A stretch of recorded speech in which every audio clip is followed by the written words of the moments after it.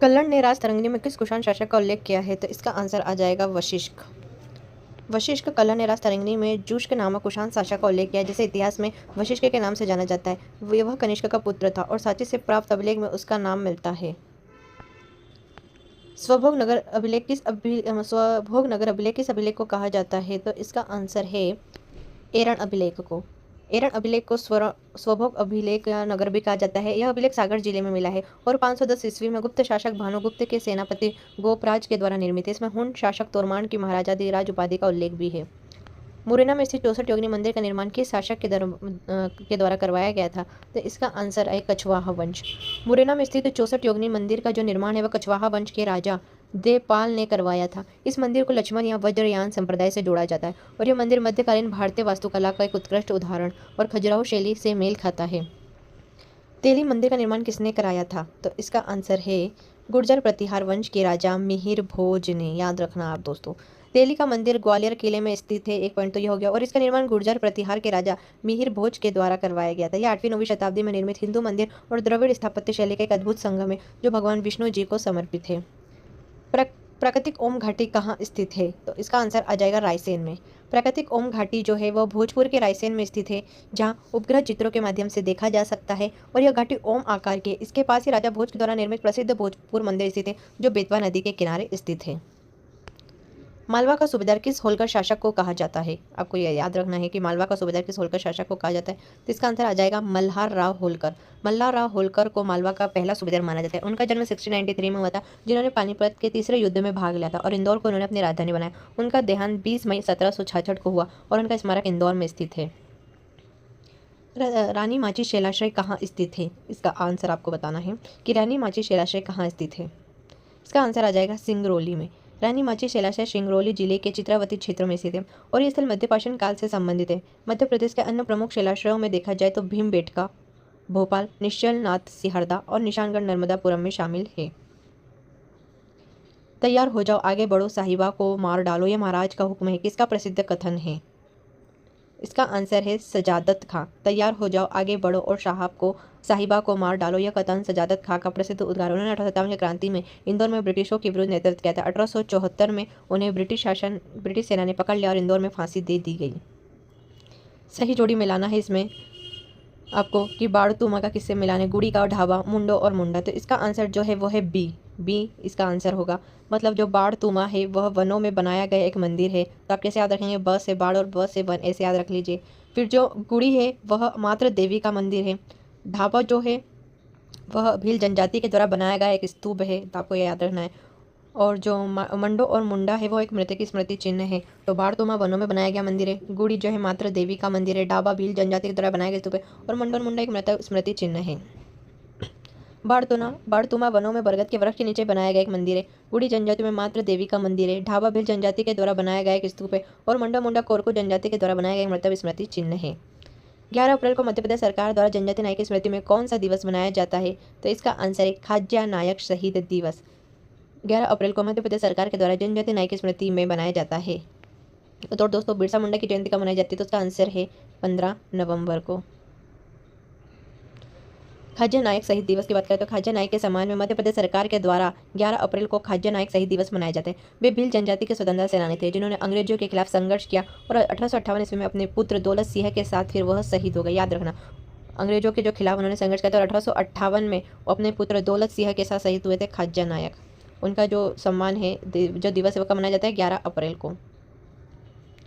मध्य प्रदेश में झंडा सत्याग्रह की शुरुआत कहाँ हुई थी? तो इसका आंसर है 1923 में। मध्य प्रदेश में झंडा सत्याग्रह 8 मार्च 1923 को प्रारंभ हुआ था और ये जो आंदोलन है वह जलगांव नगर पालिका के कार्यालय पर झंडा फहराने को लेकर कांग्रेस के नेतृत्व में शुरू किया गया। और इस सत्याग्रह में सुभद्रा कुमारी चौहान जेल जाने वाली पहली महिला थी। तो आपसे ये क्वेश्चन भी पूछ सकते हैं कि कौन झंडा सत्याग्रह में जाने वाली पहली महिला कौन थी? तो इसका आंसर हो जाएगा सुभद्रा कुमारी चौहान। तो दोस्तों आपको ये फैक्ट्स के जो डिटेलिंग है इसमें भी आपको एक से ज़्यादा कई आंसर मिल सकते हैं। मतलब इस डिटेलिंग में 2 से 3 ज़्यादा क्वेश्चन मिलेंगे। तो आपको वीडियो को पूरा देखना है और अगर आपको वीडियो पसंद आए तो प्लीज़ लाइक एंड सब्सक्राइब कीजिए। फिर कांग्रेस का त्रिपुरी में कौन सा अधिवेशन आयोजित किया गया था? तो यह अधिवेशन भी पूछ सकते हैं दोस्तों। जैसे पहले तो बहुत ईजी क्वेश्चन है कि कांग्रेस का त्रिपुरी अधिवेशन कहाँ हुआ था? जबलपुर में हुआ था। लेकिन अब इसमें पूछा कि अधिवेशन कहाँ हुआ था, आपको ये भी याद रखना है कि जो था वो 52वां अधिवेशन था। कांग्रेस का 52वां अधिवेशन 1939 में त्रिपुरी जबलपुर में आयोजित हुआ था और इसमें सुभाष चंद्र बोस को अध्यक्ष चुना गया था, जबकि गांधी जी ने पट्टाभी सीतारमैया का समर्थन किया था। हार के बावजूद बोस ने अध्यक्ष पद तो संभाला, लेकिन बाद में फिर उन्होंने इस्तीफा दे दिया। निम्न में से कौन आदिवासी स्वतंत्रता सेनानी नहीं है? तो जो आदिवासी स्वतंत्रता सेनानी नहीं है, तो इसका आंसर डी है, शायद हाँ डी है, रानी तपस्विनी। रानी तपस्विनी झांसी की रानी लक्ष्मीबाई की भक्त थी, जिन्होंने 1857 के विद्रोह में भाग लिया था, लेकिन वे आदिवासी नहीं थी। रानी फूलकुंवरी देवी सिंह और शंकर से सभी मध्य प्रदेश की आदिवासी स्वतंत्रता सेनानी है, जिन्होंने अंग्रेजों के विरुद्ध संघर्ष किया है। कसाई खाना आंध्र प्रदेश के किस जिले में स्थित है? तो इसका आंसर आ जाएगा दोस्तों सागर। कसाई खाना आंदोलन सागर जिले के रतौना में कसाई खाने की स्थापना के विरोध में हुआ था। भाई अब्दुल कादिर के नेतृत्व में आंदोलन चला था और लोगों ने मांस व्यापार पर विरोध प्रदर्शन किया, जिसके परिणाम स्वरूप कसाई खाना बंद कर दिया गया। कौन सी शिल्पकला मानव सभ्यता की सबसे प्राचीन शिल्पकला है? तो इसका आंसर आ जाएगा तांबा शिल्प, कॉपर क्राफ्ट, नहीं सॉरी दोस्तों, इसका आंसर आ जाएगा मिट्टी शिल्प। मिट्टी शिल्प जो है मानव सभ्यता की सबसे प्राचीन शिल्पकला है। मिट्टी शिल्प मानव सभ्यता की सबसे प्राचीन कला है, जिसमें बर्तन, मूर्तियां, खिलौने और दीवार चित्र बनाए जाते हैं। मध्य प्रदेश में चंबल, बुंदेलखंड और नर्मदा घाटी क्षेत्र मिट्टी शिल्प के लिए प्रसिद्ध है, जहां यह कला पीढ़ियों से जीवित है। दोस्तों, अगर आपको वीडियो पसंद आ रही है और आपके लिए बहुत इंपॉर्टेंट है, तो प्लीज़ वीडियो को लाइक एंड सब्सक्राइब कीजिएगा। प्रसिद्ध कविता संग्रह आस की रचना किसने की थी? तो इसका आंसर आ जाएगा बशीर बद्र ने। आस प्रसिद्ध उर्दू कवि बशीर बद्र का कविता संग्रह है और 1994 में साहित्य अकादमी पुरस्कार तथा 1999 में पद्मश्री से सम्मानित किया गया था। उनकी कविताएं प्रेम, मानवीय संवेदना और जीवन की सादगी पर आधारित है। तो क्वेश्चन में पूछा था कि जो आस है वो किसकी रचना है? तो बशीर बद्र की यह रचना है। विश्व टेकरी स्तूप का निर्माण किसने कराया था? इसका आंसर आपको मिलेगा, तो यह अशोक के टाइम पीरियड से रिलेटेड है, श्रीदेवी। इसका आंसर आ जाएगा श्रीदेवी। विश्व टेकरी स्तूप का निर्माण सम्राट अशोक की पत्नी श्रीदेवी के द्वारा कराया गया था और यह आपको उज्जैन जिले के ग्राम कनीपुरा में स्थित मिलेगा और यह बौद्ध स्थापत्य का एक महत्वपूर्ण उदाहरण है। धूलादेव मंदिर मूल रूप से किस पंथ को समर्पित है? धूलादेव मंदिर जो है वो किस मंदिर को समर्पित है? क्या विष्णु, क्या शैव, या ए और बी दोनों? तो इसका आंसर आ जाएगा शैव धर्म। तो धूलादेव मंदिर मूल रूप से शैव पंथ को समर्पित और एक खजुराहो समूह के दक्षिणी भाग में स्थित है। मंदिर में चतुर्भुज गण और देखा जाए तो एक शंख सहित नक्काशी का उत्कृष्ट उदाहरण है। इसका निर्माण जो है लगभग 10वीं शताब्दी ईस्वी में माना जाता है। तो आपको याद रखना, धूलादेव मंदिर मुख्य रूप से किससे संबंधित है? तो शैव पंथ को समर्पित है, ठीक है। और भवानी प्रसाद मिश्र को किस रचना के लिए 1972 में साहित्य अकादमी, तो आप देख सकते हैं कि जो ऑप्शन में है वो सभी भवानी प्रसाद मिश्र की रचना है, चाहे वो गीत फरोश हुआ, बुनी हुई रस्सी हुआ, सतपुड़ा के घने जंगल हुआ और अंधेरी कविता है। लेकिन उन्होंने पूछा कि 1972 में साहित्य अकादमी पुरस्कार किसे प्रदान किया गया है? तो इसका आंसर आ जाएगा बुनी हुई रस्सी। भवानी प्रसाद मिश्र को 1972 में बुनी हुई रस्सी के लिए साहित्य अकादमी पुरस्कार मिला था। उनका जन्म होशंगाबाद जिले के टिटरिया गांव में हुआ था। वे कल्पना पत्रिका के संपादक भी रहे। अन्य प्रमुख रचनाएं जैसे खुशबू के शिलालेख, गांधी पंचशती, सन्नाटा, ये सभी रचनाओं को याद रखना है। खुशबू के शिलालेख, गांधी पंचशती और एक सन्नाटा, और बाकी की जो रचनाएं वो यह है गीत फरोश, बुनी हुई रस्सी, सतपुड़ा के घने जंगल और अंधेरी कविताएं। इसके बाद आ जाएगा किस अभिलेख में शंकर शाह नामक व्यक्ति द्वारा पार्श्वनाथ की मूर्ति स्थापित किए जाने का उल्लेख है? किस अभिलेख में? तो इसका आंसर आ जाएगा उदयगिरी की अभिलेख, उदयगिरी अभिलेख में शंकर शाह नामक व्यक्ति के द्वारा पार्श्वनाथ की मूर्ति स्थापित किए जाने का उल्लेख है। उदयगिरी अभिलेख में शंकर नामक व्यक्ति के द्वारा भगवान पार्श्वनाथ की मूर्ति स्थापित किए जाने का उल्लेख है और इस अभिलेख में गुप्तकालीन पुरातात्विक प्रमाण है जो कि विदिशा में स्थित है। तो उदयगिरी कहाँ स्थित है? विदिशा में। और इस अभिलेख में ही जो है शंकर नामक व्यक्ति के द्वारा भगवान पार्श्वनाथ की मूर्ति स्थापित किए जाने का उल्लेख भी मिलता है। मध्य प्रदेश के किस नृत्य को हार्वेस्ट डांस कहा जाता है? मतलब इसे मध्य प्रदेश के सभी नृत्य, लेकिन इसमें किस नृत्य को जो है हार्वेस्ट डांस कहा जाता है? तो इसका आंसर है जवारा नृत्य। दोस्तों, ये याद रखना कि हार्वेस्ट नृत्य को ही जवारा नृत्य कहा जाता है। जवारा नृत्य को मध्य प्रदेश का हार्वेस्ट डांस कहा जाता है।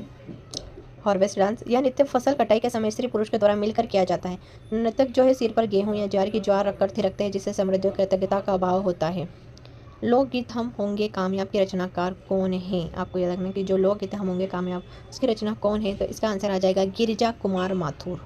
गिरिजा कुमार माथुर अशोकनगर जिले के निवासी थे। उन्होंने प्रसिद्ध गीत हम होंगे कामयाब का एक प्रसिद्ध हिंदी रूपांतरण किया था। उनकी अन्य कृतियां नाश और निर्माण है, मंदिर, शीलापंख, चमकीले। 1991 में वक्त के सामने के लिए उन्हें साहित्य अकादमी पुरस्कार भी मिला है। खराद कला संबंधित है, तो खराद कला किससे संबंधित है? इसका आंसर आ जाएगा लकड़ी। खराद कला लकड़ी को सुंदर आकार देने की एक प्राचीन कला है, खराद।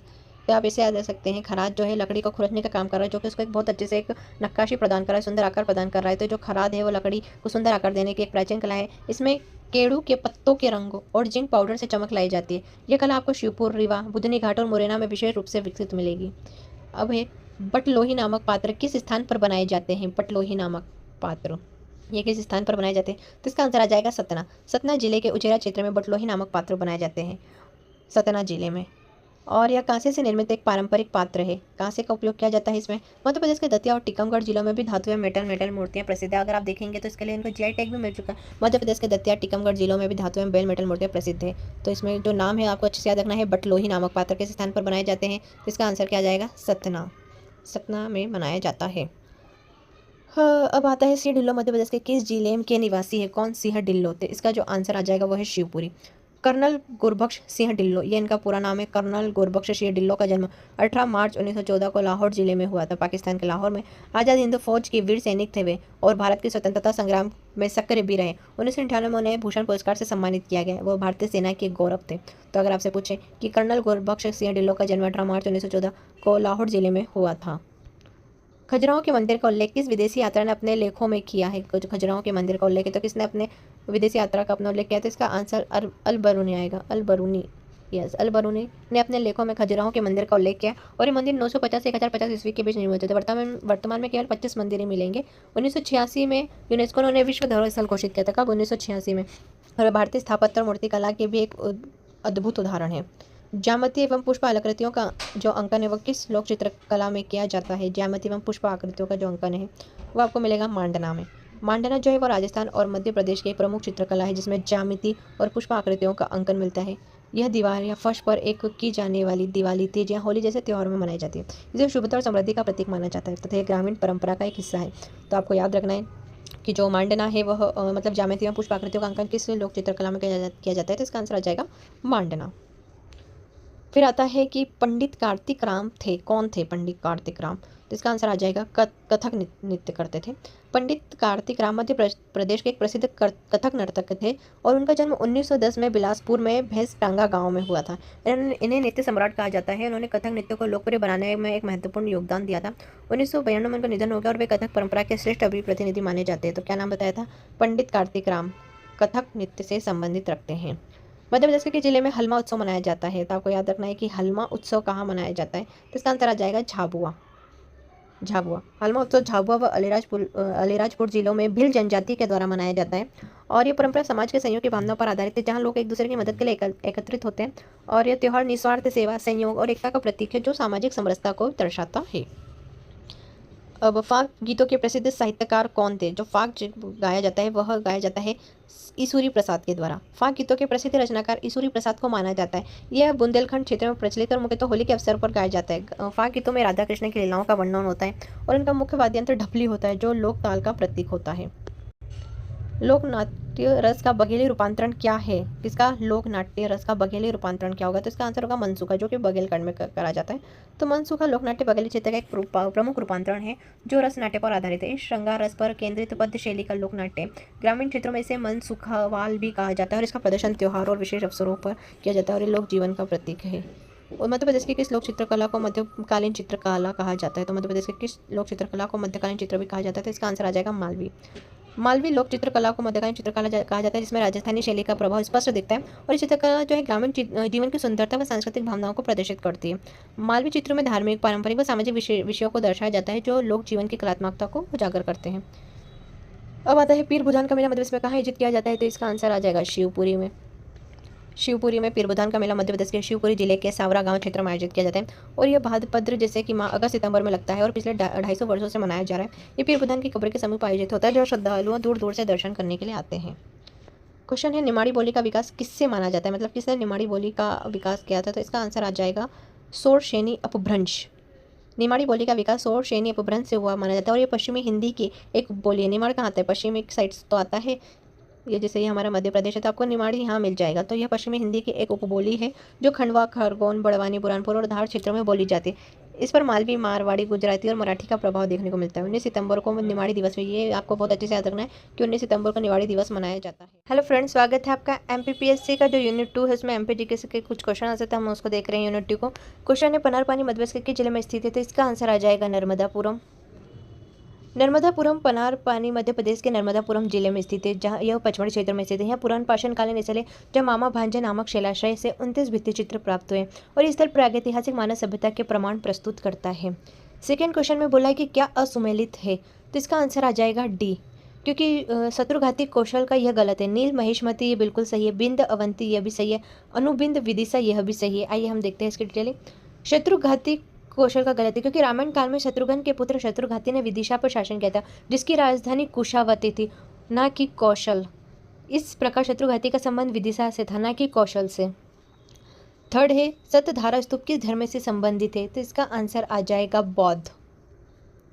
बौद्ध सतधारा स्तूप बौद्ध धर्म से संबंधित है और यह स्थल सांची के निकट हलाली नदी के किनारे स्थित है। 1853 ईस्वी में कनिंगम ने इसकी खोज की थी, जहां से 40 स्तूप और 17 विहार प्राप्त हुए हैं। मालव संवत को चलाने वाला राजा विक्रमादित्य किस वंश का शासन था? तो इसका आंसर आ जाएगा, हम देखेंगे, हुण वंश। सॉरी, इसका आंसर आ जाएगा गर्दविल्ल वंश। गर्दविल्ल वंश। मालवा संवत चलाने वाला राजा विक्रमादित्य गर्दविल्ल वंश के शासक थे। इन्होंने 57 ईस्वी पूर्व में संघ जातियों पर विजय प्राप्त कर मालवा संवत या विक्रम संवत प्रारंभ किया था और ये संवत आज भी भारत में प्रचलित है। किस बुंदेला शासक को बुंदेली केसर या बुंदेलखंड का शिवाजी कहा जाता है? तो इसका आंसर आ जाएगा राजा छत्रसाल। राजा छत्रसाल को बुंदेला केसर और बुंदेली का शिवाजी कहा जाता है। वे चंपत राय के पुत्र थे। उन्होंने पन्ना रियासत की स्थापना की और वे शिवाजी के समकालीन थे। औरंगजेब के विरुद्ध स्वतंत्रता संग्राम में भी वह लड़े थे। सांची के दक्षिणी तोरण द्वारा शिलालेख में किस सातवाहन शासक का उल्लेख किया गया है? तो इसका आंसर आएगा गौतमी पूर्ण सातकर्णी। सॉरी, इसका आ जाएगा सतकर्णी प्रथम। सांची के दक्षिणी तोरण द्वार के शिलालेख में सातवाहन शासक सतकर्णी प्रथम का उल्लेख मिलता है। इन्होंने शूरवीर, दक्षिणापति तथा अप्रतिष्ठित की उपाधि धारण की थी। नाना घाट अभिलेख के अनुसार उन्होंने मालवा, अनुप्रदेश या नर्मदा घाटी और विदर्भ पर भी अधिकार किया था। किस बुंदेला शासक ने सहायक संधि पर हस्ताक्षर किए थे? तो इसका आंसर आ जाएगा विक्रमजीत सिंह। टीकमगढ़ सिंह ने 23 जनवरी 1812 को जॉन वॉकर के साथ सहायक संधि पर हस्ताक्षर किए थे। उन्होंने टीकमगढ़ को अपनी राजधानी बनाया और 1816 में बालाघाट युद्ध में वीरतापूर्वक लड़े। उनके समय बलदेवगढ़ दुर्ग और जानकी बाग जैसे निर्माण भी हुए थे। अभिज्ञान शाकुंतलम कालिदास के द्वारा एक प्रमुख रचित है, तो अभिज्ञान शाकुंतलम कौन सा है? खंड काव्य है, महाकाव्य है या नाटक है? तो इसका आंसर आ जाएगा इसका आंसर आ जाएगा नाटक। अभिज्ञान शाकुंतलम एक नाटक है। अभिज्ञान शाकुंतलम महाकवि कालिदास के द्वारा रचित एक प्रसिद्ध संस्कृत नाटक है। यह रचना जो नाटक है वह दुष्यंत और शकुंतला की एक प्रेम कथा पर आधारित है। इसे भारतीय साहित्य का श्रेष्ठ नाटक माना जाता है। इसकी रचना सरल, भावनापूर्ण और अलंकारी है तथा यह संस्कृत नाट्य कला का एक उत्कृष्ट उदाहरण है। गुलाबी उर्दू जनक किसे कहा जाता है? तो इसका आंसर है मुल्ला रमूजी को। मुल्ला रमूजी को गुलाबी उर्दू का जनक कहा जाता है। वे दक्कन शैली के एक प्रसिद्ध कवि थे। उनकी प्रसिद्ध रचना शुंभ उल सबा और कुतुब मुस्तरी है। याद रखना आपको उनकी रचनाएं। एक तो शुभ उल सबा और कुतुब मुस्तरी। उन्होंने उर्दू भाषा को सरल और काव्यात्मक और लोक प्रचलित स्वरूप प्रदान किया है, जिससे आम जनमानस की भाषा के रूप में विकसित हुई है। बाब ए दक्कन के नाम से मध्य प्रदेश के किस किले को जाना जाता है? बाब ए दक्कन के नाम से, इसका आंसर आ जाएगा असीरगढ़ का किला। असीरगढ़ के किले को बाब ए दक्कन अर्थात दक्कन का प्रवेश द्वार भी कहा जाता है।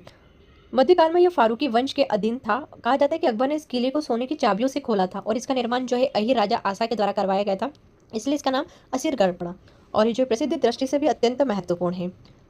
निम्न में से किसकी दीवारें जो है 77 डिग्री के कोण पर झुकी हुई है? तो इसका आंसर आ जाएगा हिंडोला महल, क्योंकि यह डोलता रहता है, झुका हुआ है, तो इसलिए इसका नाम रख दिया हिंडोला महल। मांडू का हिंडोला महल अपनी झुकी दीवारों के लिए प्रसिद्ध है, जो कि 77 डिग्री के कोण पर निर्मित है। इसका अर्थ है झूलती जगह। इसका निर्माण होशंग शाह के द्वारा करवाया गया था। इसे घुमाऊ महल या झूला राजप्रसाद भी कहा जाता है। याद रखना आपको, इसका अलग नाम घुमाऊ महल या झूला महल भी कहा जाता है। और यह मालवी शैली की एक वास्तुकला का उत्कृष्ट उदाहरण है। अब इसमें आपको नाम सम्मिलित करना है कि प्रथम गुफा, दूसरी गुफा, तीसरी गुफा कौन सी है। तो इसकी आप देख सकते हैं कि प्रथम गुफा ग्रह गुफा मान सकते हैं, क्योंकि सबसे पहले हमारे लिए हमारा घर आता है, तो हम इसको ग्रह गुफा से याद रख सकते हैं। और जो दूसरी गुफा है वो पांडव गुफा, तो मतलब आप ऐसे याद सकते हैं कि ग्रह गुफा में पांडव रहते हैं। और जो तीसरी गुफा है वो हाथीखाना, मतलब उन्होंने एक हाथी को भी पाला, तो आप ऐसे याद रख सकते हैं कि जो पहला है हमारे लिए हमारा घर आता है, तो घर से ग्रह हो जाएगा। फिर दूसरा जो है ग्रह में कौन रहते हैं? पांडव रहते हैं, पांडव से याद रख सकते हैं। तीसरी गुफा में पांडव के साथ हाथी भी रहते हैं, हाथी, तो आप ऐसे याद रख सकते हैं। और फिर चौथा जो आ जाएगा, चौथे में दिया है चतुर्थ गुफा रंग महल चौथा। और पांचवा गुफा तो पता ही चल जाएगा पाठशाला गुफा, तो इसका आंसर आ जाएगा डी। बाघ की गुफाएं जो है, और ये जो गुफाएं हैं वो मध्य प्रदेश के बाघ गुफाओं में है, जो कि धार जिले में आता है। तो बाघ की गुफाएं मध्य प्रदेश के धार जिले में स्थित है और ये बौद्ध चित्रकला का एक उत्कृष्ट